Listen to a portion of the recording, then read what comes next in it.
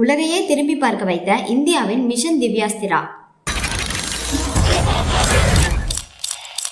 2024ஆம் ஆண்டு இந்தியா உள்நாட்டிலேயே தயாரிக்கப்பட்ட அக்னி 5 ஏவுகணையை MIRV டெக்னாலஜியோட வெற்றிகரமாக சோதனை செஞ்சிருக்கு.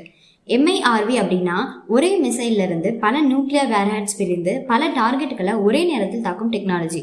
அதாவது ஒரே மிசைல் ஆனா பல தாக்குதல்கள். இதனால் எதிரி நாட்டின் மிசைல் டிஃபென்ஸ் சிஸ்டம்க்கு இது மிகப்பெரிய சவால். அக்னி 5 5000 கிலோமீட்டருக்கும் அதிகமான தூரம் சென்று தாக்கும் திறன் கொண்டது.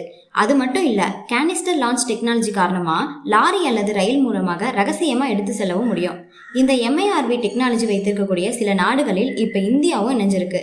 இந்தியாவோட நியூக்ளியர் பாலிசி என்னன்னா நோ ஃபர்ஸ்ட் யூஸ்.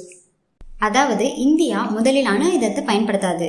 ஆனா யாராவது இந்தியாவை தாக்க முயற்சி பண்ணாங்கன்னா அதுக்கு மிக வலிமையான பதிலடி கொடுக்க இந்தியா தயாரா இருக்கு.